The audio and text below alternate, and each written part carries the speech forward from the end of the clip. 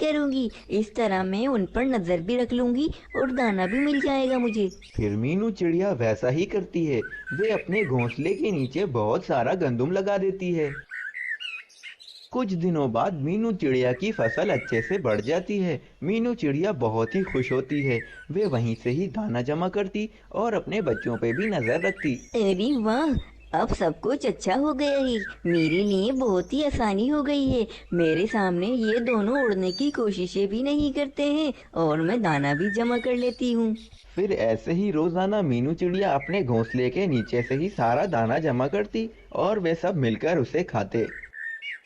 एक दिन कालू कौवा अपने घोंसले में बहुत ही भूखा बैठा हुआ था। उसे बहुत ही सुस्ती हो रही थी, इसीलिए वे दाना जमा करने भी नहीं जा रहा था। ओहो, मैं क्या करूं? मुझे कितनी भूख लग रही है। मेरा तो पेट ही फट जाएगा। बहुत भूख लग रही है मुझे। क्या करूं मैं? अरे हाँ हाँ, अब तो एक ही काम कर सकता हूँ। मैंने मीनू चिड़िया को उपाय बताया था। उसने जरूर अपना घोंसले के नीचे बहुत सारा गंदम लगाया होगा। वहीं से जाके गंदम खा लेता हूँ। फिर कालू कौवा उड़ता हुआ जाता है और मीनू चिड़िया की फसल खाने लगता है। हाँ हाँ हाँ, अब जाकर आनंद आया है। इतनी भूख लग रही थी मुझे। मीनू चिड़िया ने तो बहुत ही अच्छी फसल लगाई है।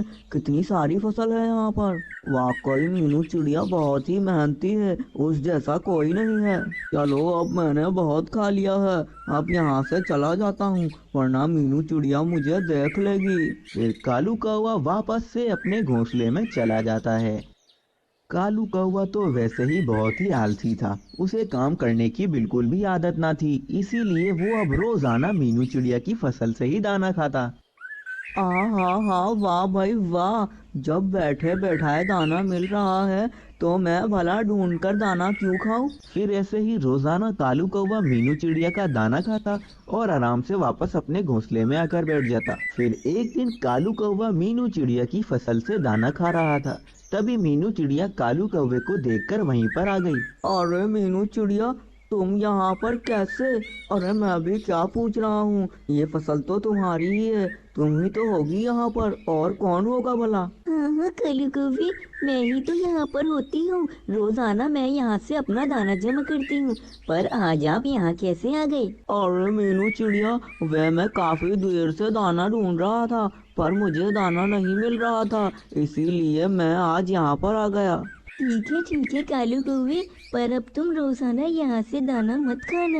ये मैंने अपने बच्चों के लिए फसल लगाई है। इसे कोई और खाएगा तो ये बहुत ही जल्दी खत्म हो जाएगी। हाँ हाँ मीनू चिड़िया, ठीक है। मैं वैसे भी रोजाना यहाँ से नहीं खाता हूँ। मैं बहुत ही मेहनती हूँ, मेहनत करके खाता हूँ मैं। चलो, अब मैं वापस जाता हूँ। मेरे को अपने घर में आराम भी करना है। फिर कालू कौवा वापस से अपने घोंसले में चला जाता है।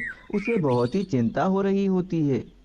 अरे मैं क्या करूं? मैं तो रोजाना मीनू चिड़िया के ही फसल से खाता था, लेकिन अब तो उसे पता लग गया है। आज के बाद तो वो मुझे बिल्कुल भी अपनी फसल से नहीं खाने देगी। इसी बारे में कालू कौवा सोच रहा होता है। तभी उसके दिमाग में एक उपाय आता है। अरे हाँ हाँ, मीनू चिड़िया ने कहा था कि उसने वे फसल अपने बच्चों के लिए लगाई है। अगर उसके बच्चे ही नहीं होंगे तो वो उस फसल का क्या करेगी? मैं उस मीनू चिड़िया के दोनों बच्चों को घोंसले से नीचे गिरा देता हूँ। उसके बच्चे मर जाएंगे तो मीनू चिड़िया उस फसल का क्या करेगी? फिर तो सारी की सारी फसल पे मैं कब्जा कर लूंगा और खूब मजे से खाऊंगा उसे। फिर जब रात में मीनू चिड़िया अपने घोंसले में सो रही होती है, तभी कालू कौवा वहां पर आता है और मीनू चिड़िया के दोनों बच्चों को घोंसले से नीचे गिरा देता है। नीचे गिरते ही उन दोनों बच्चों की मृत्यु हो गई। कालू कौवा मन ही मन बहुत ही खुश हो रहा था। अरे वाह वाह वाह, मेरा काम हो गया। ये दोनों बच्चे तो मर गए। अब मैं आराम से दाना खाऊंगा। फिर कालू कौवा चुपचाप वापस अपने घोंसले में जाकर सो जाता है। अगली सुबह जब मीनू चिड़िया उठती है तो वे देखकर हैरान रह जाती है कि उसके दोनों बच्चे तो घोंसले से नीचे पड़े हुए हैं और उनकी मृत्यु हो चुकी है। ये देखकर मीनू चिड़िया बहुत ही उदास होती है, लेकिन वह समझ नहीं पाती कि आखिर उसके बच्चे घोंसले से नीचे कैसे गिर गए। अरे मुझे लग रहा है रात में जब मैं सो रही होंगी तभी ये दोनों उड़ने की कोशिश कर रहे होंगे, जभी ये दोनों नीचे गिर गए और इनकी मृत्यु हो गई। मैंने इतनी मुश्किलों से इनके लिए ये फसल लगाई थी, अब इस फसल का क्या करूंगी मैं? इस फसल को तो छोड़ ही देती हूँ मैं, क्योंकि अब ये फसल मेरे किसी काम की नहीं है। अब मैं यहाँ से कुछ भी नहीं खाऊंगी। तभी कालू कौवा वहाँ पर आता है और उस पूरी फसल पर कब्जा कर लेता है। अब तो कालू कौवा रोजाना ही उसी फसल से दाना खाता। अब उसकी जिंदगी में बहुत ही मजे लग गए थे। अरे वाह वाह वाह कालू कौवे, तू कितना होशियार है। तेरे इस शातिर दिमाग में ना जाने ऐसे कैसे उपाय आ जाता है।